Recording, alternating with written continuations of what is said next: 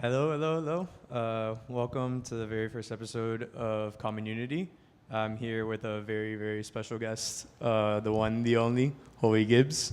Hola. Thank you so much for coming. Thank you for inviting me, man. Yeah, of course. I know it's a busy week, so I'm glad you took some time out. No, of course. Yeah, and it was funny. I mean, we ran into each other yesterday. No, yeah, that was Animals. That was a good surprise watching the Venezuela game. Yeah. Vamos a un tinto, no? Amazing game. It made me very happy. Yeah, me too. I mean, yeah, it was unexpected, but it was amazing. I'm really happy we made it out, and we'll have to see where we go. Yeah, we're gonna win the whole thing. Watch out, Argentina. Watch out. But yeah, I mean, one of the big reasons I wanted you to come on, especially as like a first guest, is because I feel like you are one of the people that in my journey here not only has helped me so much, but also kind of like encapsulates kind of like the Miami scene as a whole. Because you're not only a DJ and producer, you're also a multi-instrumentalist, no? Yeah, that's how it started. Yeah. It started with the instruments and then the DJing. Yeah? Yeah. So tell me that. How did that go about? Did you study music or anything? Were you in a band? I studied music. I mean, my family is... it's been, like, music has been there the whole time. My grandfather was a musician. My father is a musician. So I think, I mean, like, it was weird because I grew up surrounded by it, but I was never into, like, a music conservatory till, like, later. Mm-hmm. I started out more like watching how my dad worked and just like grabbing different instruments and playing around with them and I mean honestly, props to my dad. He has a nice, good music taste. So he showed me good music and he had a lot of things to show. So he he didn't like just one thing. He showed me everything, like from rock to like electronic music when I was little. So, I mean, that's how it started. Then I started with like piano and this and that, and then I grabbed the guitar, and that was fun. I got excited. I got the desire to start a band, so I did. I mean, the usual. I had a band with my two best friends when we were like 14, and it was fun because like they didn't let us play. Not in many places because we're not old enough. Yeah. So we would have to like cheat and like, hide and shit. But it was fun. Mm-hmm. And then that started like evolving in different projects, different things. I started doing electronic music also when I was like 17. It was more like, not dance music. It was more like, I don't know. Sounds, ambient shit. I guess. Yeah. So I love that as well, and yeah, I mean, then what came after? I moved to Miami, met my bandmates, started the band, and then the DJing. Yeah. So for those of you that don't know, the band he's referring to is Jaialai, which is one of the best recent new bands that I've heard. Coming out of here, you guys started around 2015, 16? Yeah. Okay. We started around, I think the first release was 2015, if not for 15, yeah, for sure. Okay.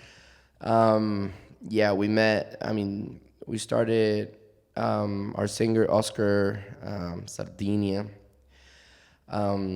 he had this project in mind, and a friend of mine from Venezuela, he did like a house party, like a jam party, and I was just like jamming, and Oscar jumped in, and I think like we didn't talk to each other like for the first like 30 minutes. We just like played music, and then after that we stopped, and he was like, "Hey, do you want to be part of the project?" I was like, "Yeah, of course."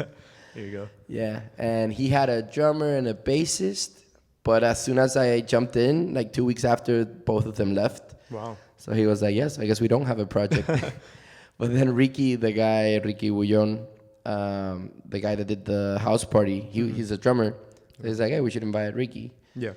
And then I met Mario Lemus, amazing also musician, part of many bands here in Miami, Ladyboy and many others. Mm-hmm. I saw him where I met him he was busking at Wynwood. He was just like playing in a corner with his friends. Gotcha. I approached him and I was like, hey, you want to be part of a band? Yeah. You would be the bass because he was playing guitar. You would be the bassist, but would you be down? He was like, yeah, of course. And that's how it started. Wow. Yeah. Fast forward to now. Yeah. So, yeah, and it's been fun.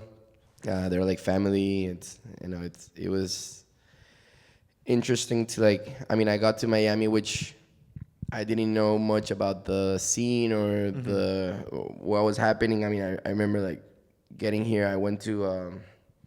I mean, funny enough, when I got to Miami, it's when the band started, but also the interest in DJing. I remember one of the first bars that I ever went was The Corner, and Mr. Terrence Tivo was playing. He was fucking amazing. I was like, wow, yeah. Of course, legend, Miami legend. And I was like, yeah, I think I can do this.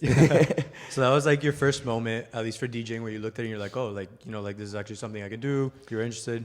Yeah, I mean, I've always DJ'd. Like, I started when I was like 16, 17. I had a friend that got more into it when we were like younger, and it was more of like a drum and bass scene in Caracas, in Venezuela. Because that's where you're from, right? Yeah, You grew up and lived there for the most part? Yeah, I was there till I was 19. And then is when I first moved to United States. I lived in Missouri for a year.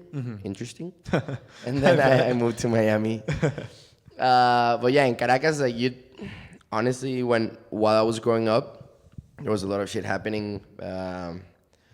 So there wasn't much of a scene in the sense of like we didn't have many like spaces to do either parties or like concerts. I mean, nowadays like all those bands that I saw while growing up, they've done good, and also because they left Caracas. They either went to like Mexico or Spain or whatever. So that gave them a platform. But back then there wasn't much, honestly, and there wasn't much in I would say like I mean, obviously you had your normal like house parties and stuff, but like going to a club and listening to different kind of music wasn't a thing.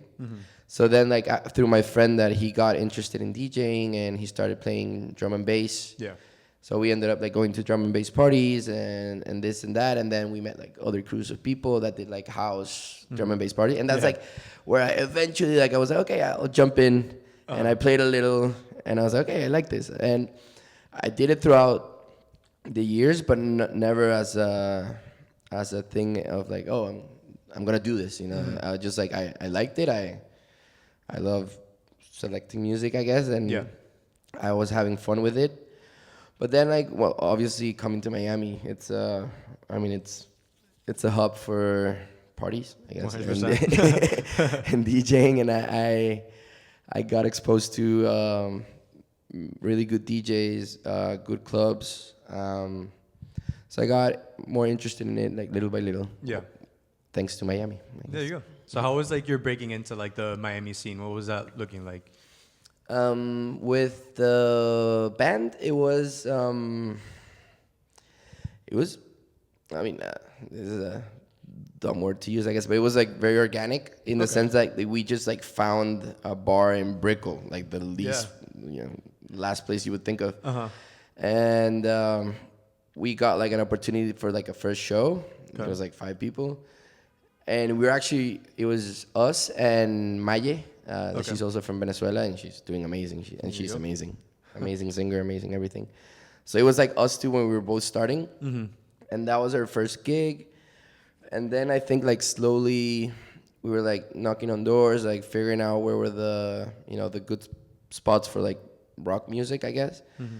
And I feel like probably like Churchill's was the first place that we played, and it was like, oh, there's a scene, there's rock, we can do this. And after that, it just happened like very like step by step. Like we played in different places, we got more people to follow the music, which is always important and very nice. And I mean, not like I don't want to talk badly about Miami, but it was also difficult. Like we didn't have many spaces to play. Like there wasn't a lot of options. So it was difficult, but you had Churchill's, and then you had Las Rosas, which was amazing. Like it helped. Gramps as well. We played at Gramps. And I mean, there's at that time, I mean, still and even before us, but you had also really good bands. You had Deaf Poets. They were great. Jacuzzi Boys. Yes, of course. Staple. Psychic Mirrors. Yeah, huge. Amazing. I mean, but even talking about like the places that you played, like talk about like those two of those three are now closed, right? Yeah. Which is really sad. I mean, it sucks to see that like places like these like are such wonderful hubs and community centers, yet for one reason or another, they just can't keep it up, and it's really sad to see. But like nowadays, like in terms of finding places like gigs, I feel like it's even harder, no? Yeah, for for sure. bands. I mean, it's way harder. There's no options. I mean, the I would say the good thing about that is that now you can see like more of an attempt to do more like DIY shows or like warehouse show, which is fun, and it's obviously part of music scene and a rock scene, but you don't have venues as a proper venue to go and see a band like any day of the week, like I mean Gramps would be the last one standing now, and True. And Wingwood is weird, so I don't know. Yeah. So it's not easy to go to Wingwood. But yeah, I mean, even like for us, like we've been playing 2000 like 8 years together, and so after we had that, we had Churches, we had Las Rosas, and now we don't have many options. It's like weird for us because we cannot play in our own city. Yeah. And we haven't like had many opportunities, honestly. Like, well, I mean, thankfully, 3 Points happened, and they brought a lot of music to the city and a platform for locals, which is amazing. And 100%. but I mean, apart from that, it's hard. Yeah, I mean, it's like it's one festival that happens once a year, and they also have the Three Joints, which is where I had the pleasure to see you guys there live, which is wonderful. I mean, you DJ'd, and then you went and played, which was a lot of fun. Yeah. So I mean, stuff like that is really nice, but like I mean, consistently, like these places have been closing, which kind of sucks. Yeah. But I mean, I feel like there will be a point where more places are going to open up. I know that Gramps even opened up their side thing of Getaway, which I think I'm going to go check out this weekend. I've been meaning to. I've heard it's really nice. So I feel like, there's these places, especially for bands, that hopefully will start popping up more, because there used to be so much pre-pandemic, I feel like. But, because of everything after that, they've kind of been closing down. But, I guess we'll have to see. I mean, like, I feel like with every CD movement, like, when you have too much of one thing, then, like, this other thing is gonna, like, or lack of, when you don't have venues for so long and all we have is, like, clubs or this and that, like, there's an urge to, like, of people to, like, trying to make something happen, and hopefully it does. Some places coming back even, that would be amazing. Yeah, that would be really cool. Who knows? Who knows? And yeah, like I mean, also it's Miami. It's a city that's been even like, I mean, with pandemic, many places closed, but also a lot of people came to the city. Like it's a new crowd, new people. So it depends on what they choose to do. Like hopefully we get rock people to open venues in Miami. True. New people, yeah. Yeah, because right now Grams is like the king of it all, but because I feel like it's kind of been like the opposite of where now there's like a bunch of places, like you said, like clubs, bars, and stuff like that are more into like having a DJ, instead of live bands. But I do think that there's nothing like live music, and it'll definitely come back. 100%, yeah. But real quick, let's go back in time a little bit and kind of see more or less what brought you here. I'm interested in hearing, because I know you said that your dad was playing a lot of music when you were growing up. Yeah. So what's kind of like the first memory you have with music? I mean, classic, the Beatles. Like, of course. Every time that I was, they were driving me to like kindergarten. I was, my dad is a huge Beatles fan, and I was listening to the whole thing, and I still do. I mean, I love the Beatles. They're amazing. What's a song that comes to mind? There's too many, but there's so many. It's so many. Like the other day, I was doing a road trip with a friend, and we were like, "Oh, let's just listen to the Beatles." And I think it was like 2 hours of like, "No, play that one, play this one." Yeah. But there's one that I remember. Like Obladi Oblada. That was like for me. I mean, obviously it's kind of childish and like. Yeah. So as a kid, I was like Obladi. Exactly. It was like a little kids show. So that song stuck out when I was little. Mm-hmm. But also, I mean, like and definitely an influence. Not it didn't come from my dad, but I liked video games, and I remember playing Zelda, Ocarina of Time, and that was huge for me when it came to music. Like the music of the game is perfect. Yeah, it's amazing. 100%. So that's probably one of my oldest memories of like, oh, I want to do this somehow. Yeah. I also remember watching Amélie, the movie. Oh yeah. Yeah, and that music is beautiful. Yeah. So like, I mean, that also brings me to like the fact that I love music. I love everything. I want to do everything, but definitely a goal of mine is trying to make like music for like film, video games. And that's something that I think that it comes more naturally to me than many other options. But yeah, I mean, I am. It's a huge influence, like all the video game music, the film music, and when it comes to rock, my dad showed me 9 Inch Nails when I was younger, so that was for me huge. It's still a huge band for me. Radiohead, probably my favorite band ever. Yeah, of course, amazing.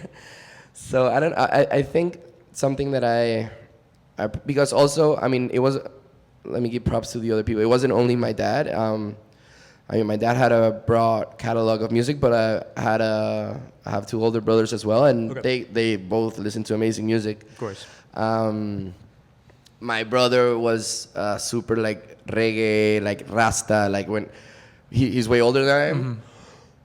Sorry. So he's 11 years older. So if I was, I don't know, 5, he was 16, and I remember he had like the dreadlocks and like bleached hair, and the whole room was painted like with the Rasta flag. And every time I went in, it was like purely either reggae music, or he loved like Rage Against the Machine, Limp Bizkit, all that teen angst 90s stuff, which I also enjoyed and loved. Yeah. I have my other brother. He's a little bit younger than the oldest, of course. And he was more into like darker rock, like more like, like depressive. Going through it. Yeah, he's more emotional and passionate, and so he showed me like also like a darker side of rock, like more like, I mean, like Slipknot. That was a huge band for me as well, growing up, and that came from my brother. So yeah, I think that the fact that I was able to like grab from different boxes is what today, like I feel like I appreciate most of the music, I guess. Like I would love to like go into any kind of music, and I'll be open for it, Yeah, I mean, I could definitely relate because I have 4 older sisters. Yeah. So I definitely relate because, I mean, everybody's like their own person. And especially like me being the youngest, I feel like I definitely grabbed a lot from them. Yeah. Like a lot of inspiration looking up, but also just like sonically, like there's definitely some of my favorite artists is there are ones that I've gotten from them, But yeah, 100% I can definitely relate. And what was like the first like concert that you like remember you went to? I mean, remember went to a Shakira concert with my mom. Yeah, I mean, my mom also took me to concerts. I went to Shakira. I went to I even saw Backstreet Boys in Venezuela. Oh wow. Yeah, my mom was into that pop. How was the concert scene like in Venezuela?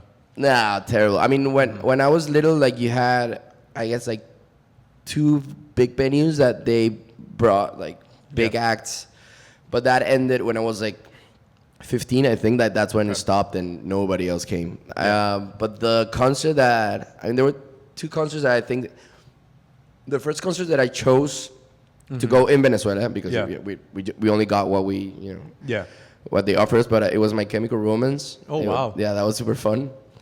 And they're very theatrical, so like the stage, the whole thing was amazing.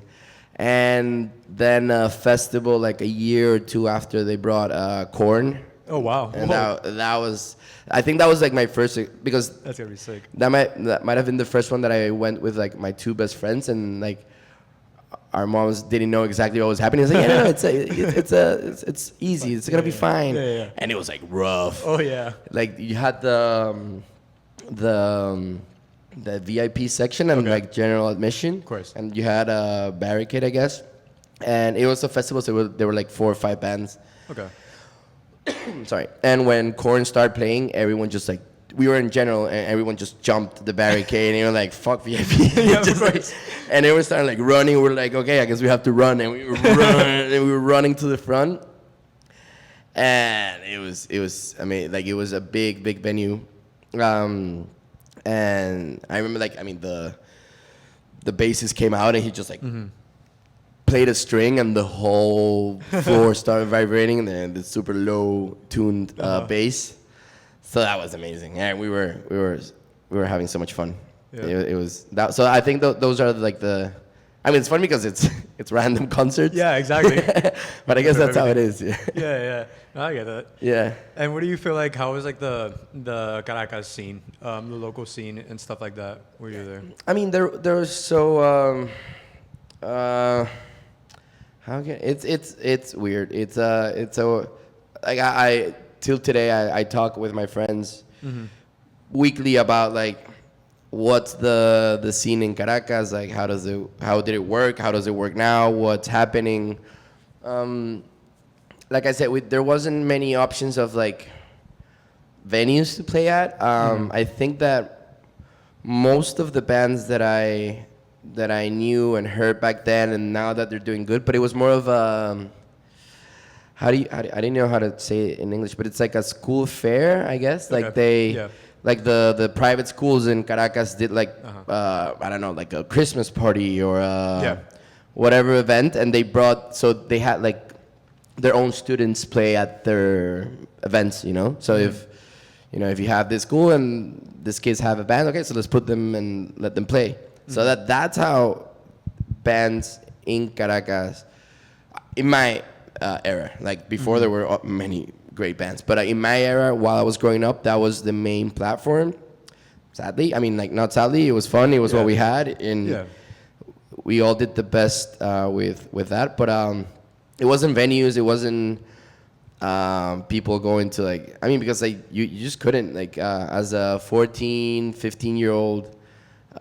Telling your mom that, I'm gonna go to this area of the city and this bar for a rock concert or whatever, and there were like, no way, you know. So this was like the safe environment in which you could have like you could see a band. And that was mainly how they started. And also, I mean, all these bands that I'm talking about, they're like I would say like a couple years older than I was. So after a while, they all tried their luck in different places. They either went, probably Mexico, most of them, and then they got bigger and better, and they had a platform, and it's something that I experienced recently is that the romantic part of it is that now that Caracas is a little bit better than it was before. Now all these bands are coming back and playing Caracas, and people are like reconnecting to the bands that they saw when they were like growing up, and now you have bigger festivals, you have better opportunities. Artists are going back to their home and getting paid well and having a good crowd and good organization. So it's like 2 years ago, I think. There was this festival in Caracas during December, and even like Devendra Banhart went to play. Arca went there recently, so it's people that they are either Venezuelan or have a connection to Venezuela or whatever, and they're going back and every like I would say for the first time ever, I actually saw like a festival or a crowd with people and actually enjoying music and feeling safe while enjoying music, and it was super pretty to watch. Honestly, it was a good feeling.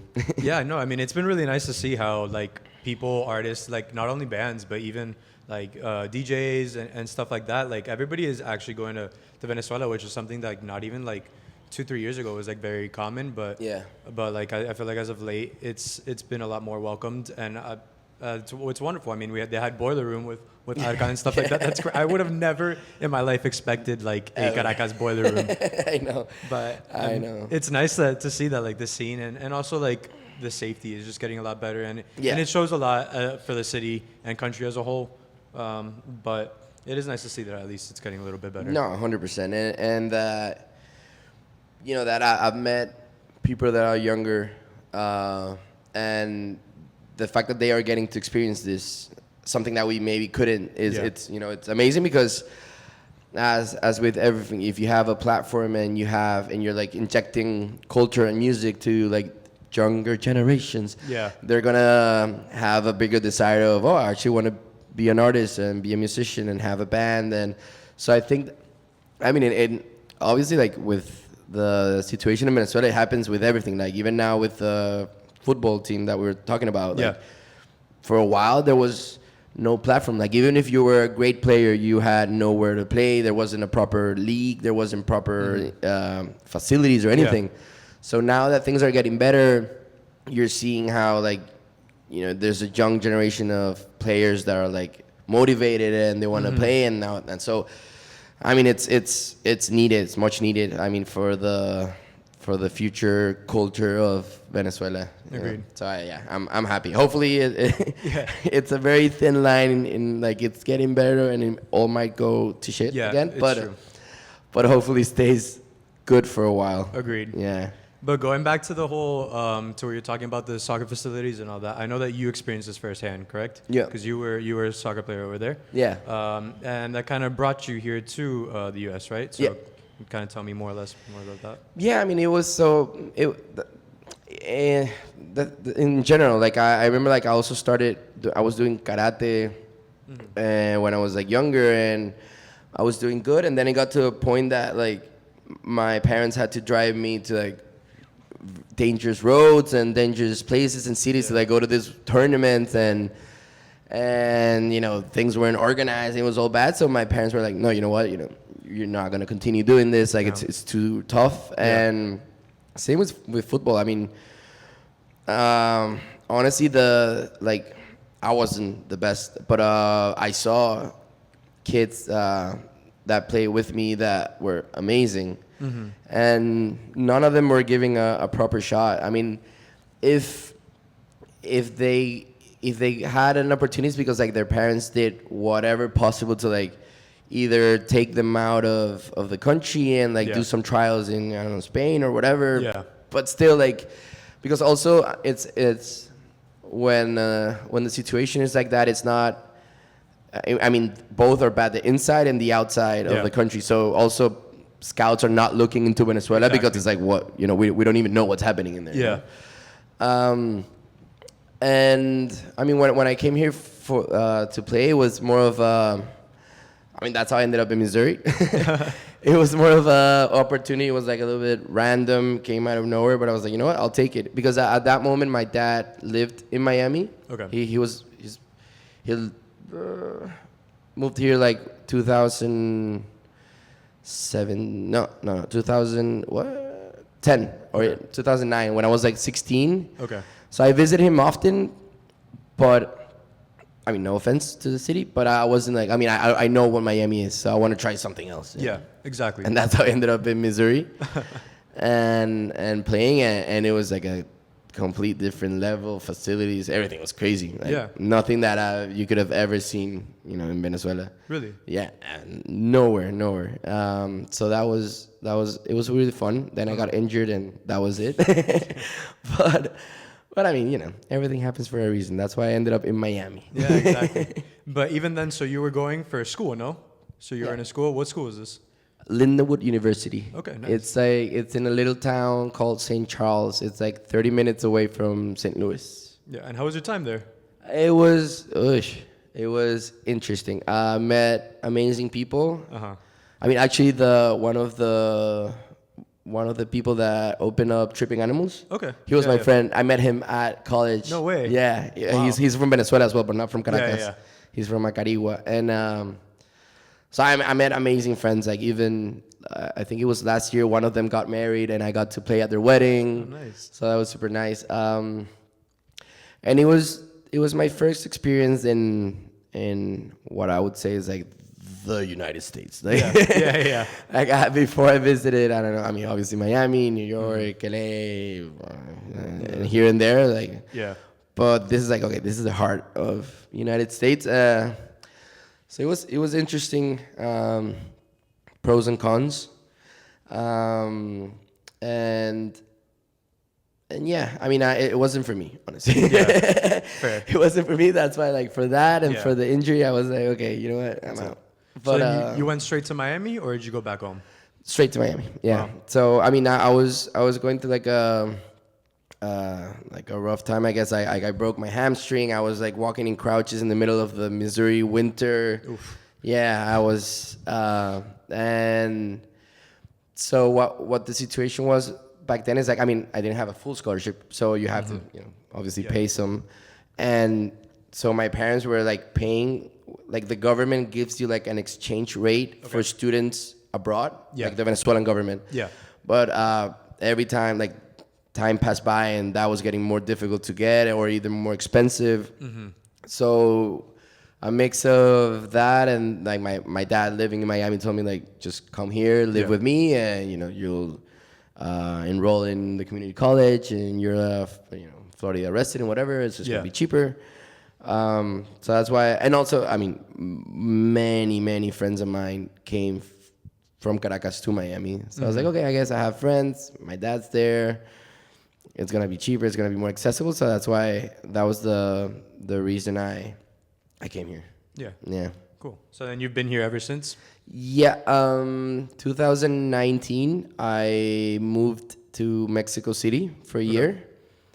I was trying to find a new experience. I mean, by that time I was in Miami for like 6 years. Okay.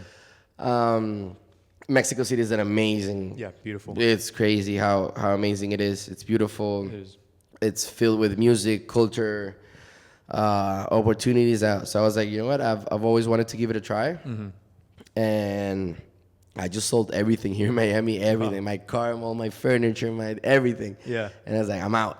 Let's see what happens. And it was amazing. I mean, I went there. I was playing with this project. It's like a Venezuelan singer. His name is Simon Grossman, and I was playing bass with him for the band. And he was moving to Mexico as well, and I was like, okay, I guess I can find some music gigs, and probably I can.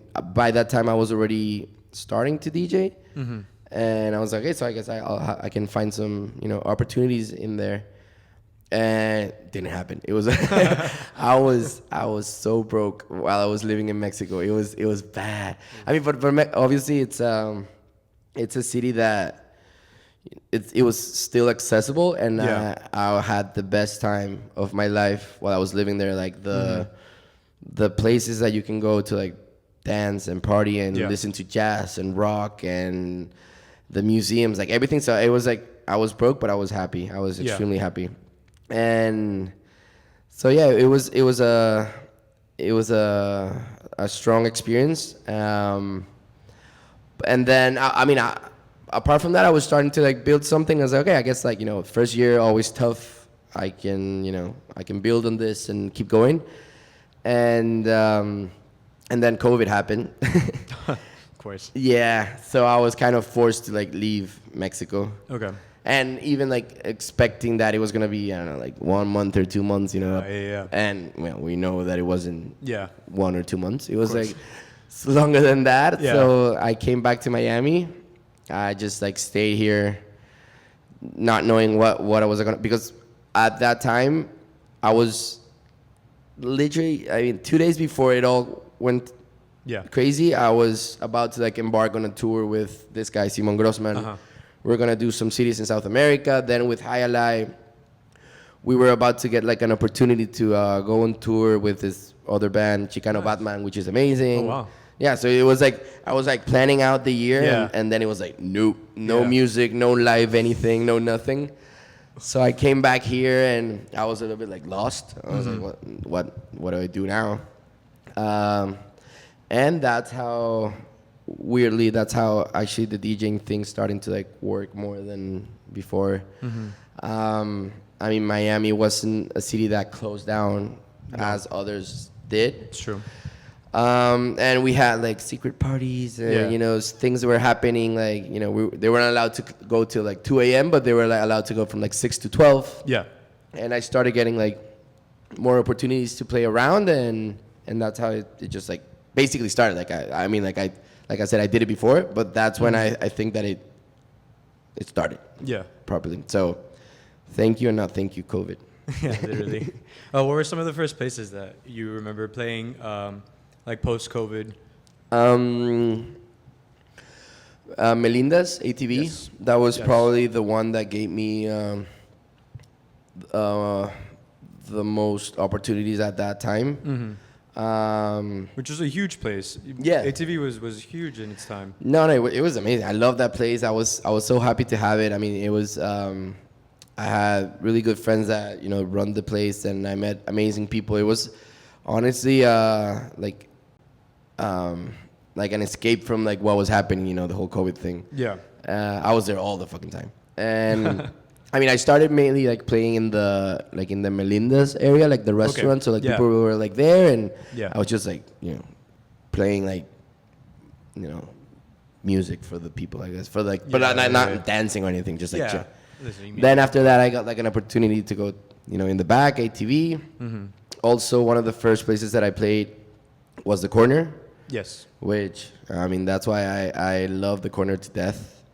I'll defend it till I die. It's the best place in Miami. And I still play there. Like, I think I started, and ever since I started, I play there once a month forever, and I will forever. Yeah, you play. I feel like you're one of the people that play like you play everywhere, but there's a lot of places that you play at very consistently. Yeah. The Corner being one. Yeah, 100%. And also one of the newer places here in Miami, which would be Medium Cool. Yeah. Right? So how did that come about?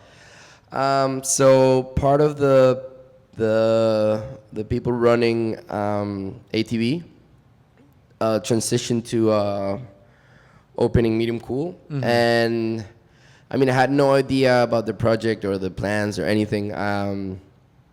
Just like one day, my friend came to me and he was like, "Hey, we're opening this spot in like 2 weeks. We don't know what it's gonna be. We don't know how it's gonna go. But if you want, like, you know, to try it out, and if you know if it's the vibe, you know, I would like you to like stay there as a Like a resident? Resident. Yes, that word left my head. I feel that.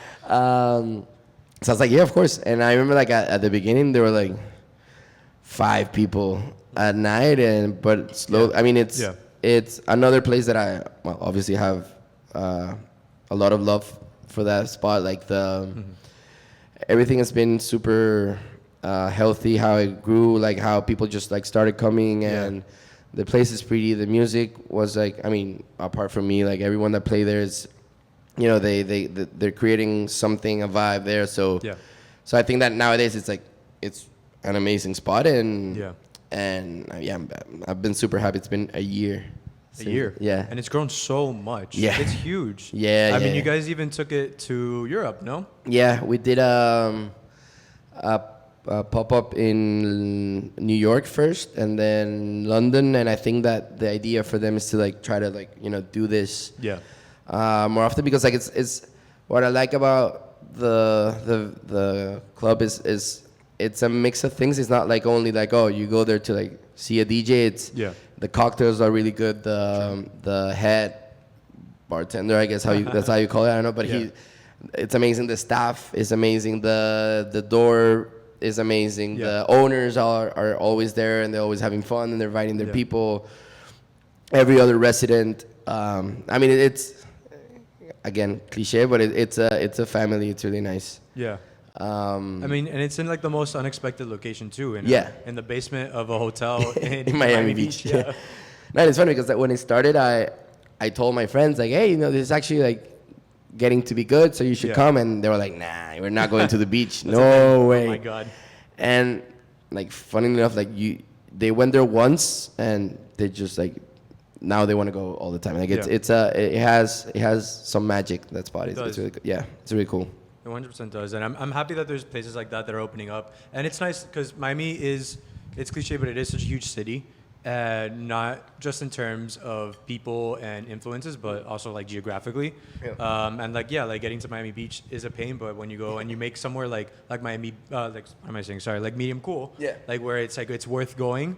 It even spawns the possibility of opening other places. You know, I know that Eagle Room was there before, but Broken Shaker, I think, is going sold. Yeah, so places like that there may be new places like that, but hopefully, yeah. I mean, 100%. I've always said, like, obviously not being from Miami and not fully understanding how everything developed, but like I've always thought that like Miami Beach has so much potential to be an amazing thing. You know, 100%.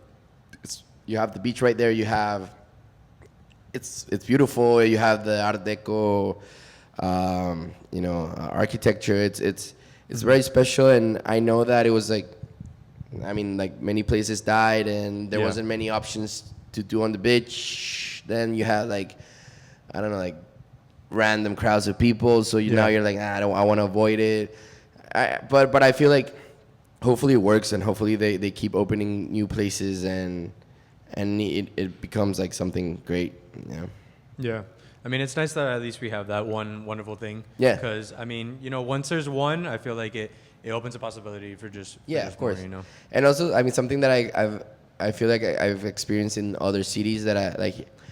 I mean, it's different because in other cities you have public transportation or you can either walk, but like, I mean, sometimes I'm in downtown and it's like, oh yeah, no, because right now I'm going to play a medium cool. It's like, oh, but it's so far. And it's like 50 minutes and you're in a car. That's like, true. It's good. Come on.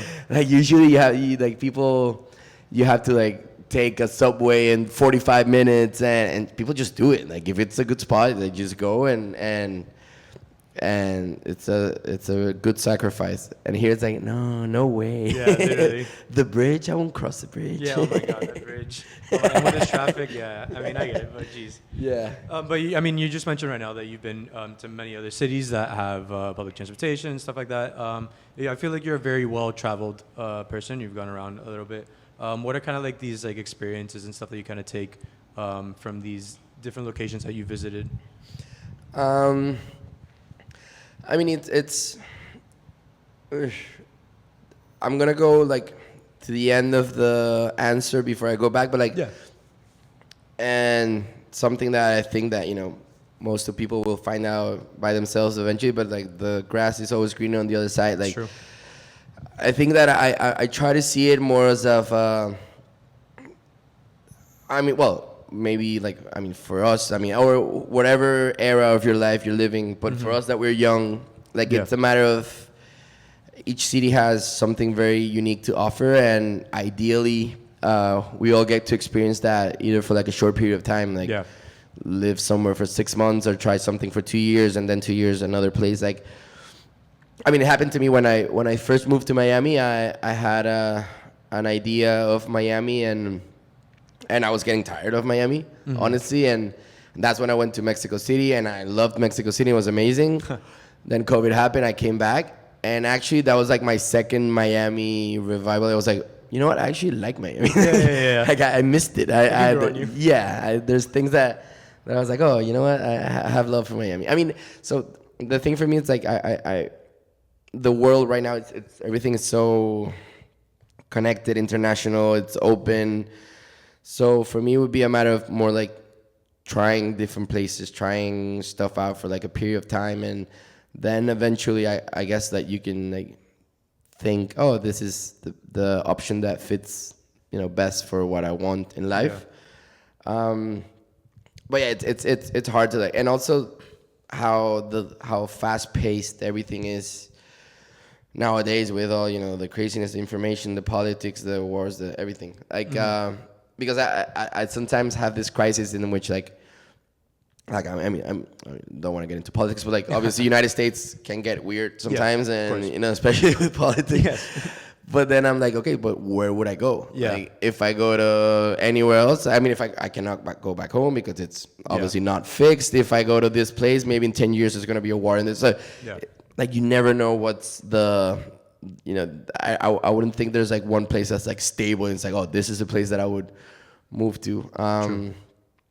But yeah, I mean that's the thing. Like I'm a person that when I've traveled, I really appreciate the walking, the public transportation, seeing museums, parks, or whatever. But then like you're here and it's like, oh, you know, you have the beach, and sometimes you just want to be in your fucking car and not deal with people. So 100%. so it's a matter of like, for me, it's like wherever, now that everything again it's so open and so connected, like if you're too long in one place, as we are like, since we're young, like you're just gonna get tired and annoyed by it. So just like go out and try something else, and then probably come back or just stay if you loved it. I don't know. That's true, 100%.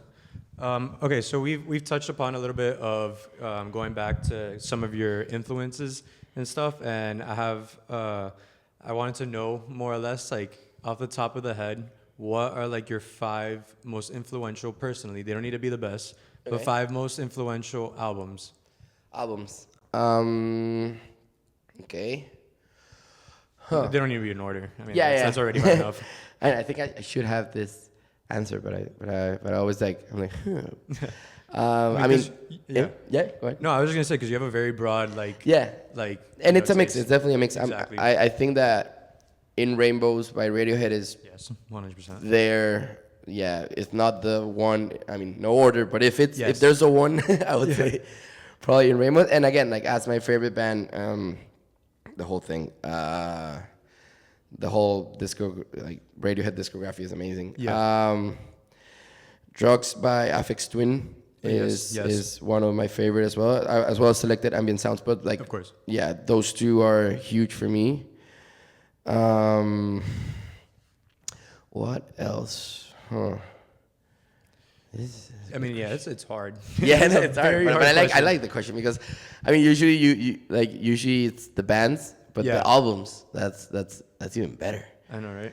Album, like I'm such a like album head. Like I love listening to albums fully through, and because I feel like, you know, especially for bands, like different albums tell different parts of the time.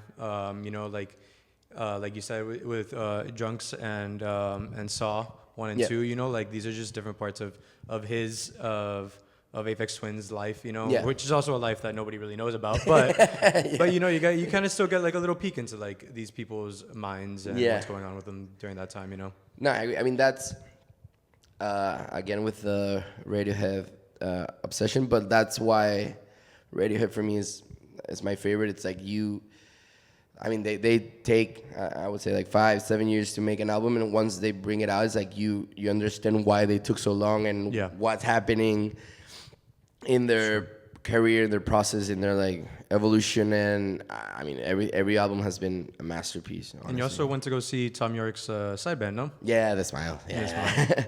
It was amazing. And yeah, everything they've done I would say it's perfect. I mean, this is a very hot take, I'm just gonna throw it. But I would say for me, Radiohead might be better than the Beatles. I don't know. Wow. It's a super hot take, I know, and most of the people are not going to agree with me, and I'm not saying it's 100% true, but I do feel like, also, I mean, the Beatles, revolutionary, amazing, but it was different times, and the fact that Radiohead is doing what they're doing in this time of life is impressive, and they've been able to like stay in top of the game always, and even get better with each album and evolve, and it's a career that's been going on for like 30 years. More or less, yeah. I think it's 90s.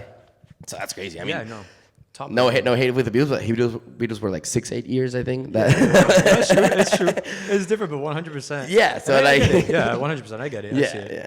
Don't hate me. no hate, please. I feel that. Yeah. And what was like your favorite concert that you've seen? Radiohead. Yeah, you saw them? When? Yeah, I hear. When they were with Amun Pool, so their last tour, it was 2017. Yeah. They played at the American Airlines. I don't know what the name is right now. They change it every 2 months, but it was there, and it was just amazing. I mean, I cried so much. And I cried with like random people that had because I went there by myself, and I remember like I got there and there was this like huge dude like right next to me, and I was like, okay. And then in the middle of the concert, we just looked at each other. We were both crying. Like, so that was beautiful. Also, I mean, I love this band. Probably one of my top 10 favorite bands, but which also it's one of my favorite records now. Songs for the Dead by Queens of the Stone Age. Oh, yes. I would say the best rock album in the last 20 years. Mm-hmm. Yeah. And I've seen them live 3 times, and they're always like so good. They're perfect. They're impeccable. Like, and it's rock, like pure rock that I think that, sometimes we're missing with music in general right now, and it's something that I grew up with like strongly. I would say that those, and again, one of my favorite bands, 9 Inch Nails. Yes. Was mind-blowing to the point that it got too intense. That I was like, I don't know if I can watch this any longer. The visuals, the whole thing, it was impressive what they do, and it was a lot, but it was. I mean, that's what they are. Yeah. Yeah. Amazing. I mean, one of the things that I do love about like what I've seen you do is I know that you and some friends have recently started a party at Miami Soundbar called Navaja. Yeah. And it's unique because, like, you don't really see DJs playing the type of music that you guys play there. So can you kind of talk more or less about that? Yeah. It was a party that I started with Christian from Soundbar. Christian Tiang, his DJ name, and Brian, which he goes by Bad Juju. He's over under Tam Tam, amazing guy. Yeah. He hates me, but I love him. So I don't know. I've always, in general, always loved the idea of like a off night, like a random thing. Like you go out on a Tuesday or a Wednesday, and you go out to a city, and you find this like random bar that's playing purely emo music or whatever. It's like, shit, I dig this. Like maybe it's not something that you choose on a Saturday or a Friday, but if it's a Tuesday, it might be the best night ever, and you're gonna meet really interesting people. And also, that was also what you mentioned, like the fact that we probably don't have like many parties or DJs playing that kind of music, which is, for me, super fun. And so what we started with was kind of like we picked like a era in time. I would say like between like 2000 2015, that like alternative indie sleaze movement that was extremely fun. And it's funny because me and Christian are a little bit younger, Brian is a little bit older, so like we cover the whole spectrum of what that era was. So he actually lived like the sleaze parties and all that stuff that happened in Miami. There was a big like sleaze movement and Justice and all that. And then like I would say Christian and I grew up with more of that indie sound of, I don't know, the Strokes or the Arctic Monkeys when they were good. No, they're shit. So it's, and also like it's the core of it is like 3 friends having fun and playing music that it's fun for them, like, because sometimes like the DJ thing gets like too serious, and it's like, you have to curate, or the club is gonna like you or not. The crowd, we just want to get drunk on a Tuesday and play like silly stuff. I mean, I got into a few, and it's every time it's the same thing. It's just friends having fun, and it's infectious. You go on, people there are just like hanging out, like even people that have never met each other before. It's like everybody just bonds over the what's going on in front of them. Yeah, we had one this Tuesday, and it was one of the best. It was amazing. Sadly, the last one for the summer, but we'll be back. But it's like I said, like on a Tuesday, you see like random people out, but then you see like a friend of yours with a group of people on a Tuesday. It's like, oh shit, that's amazing, and then they all start dancing, and I love that party. I love my friends and everything. It's super good. Yeah, I'm really glad you guys were able to create something like that. Well, I think that's all we got for now. Yeah. But where can the people find you? The social medias. Instagram is Jovigibs, Jovigibs.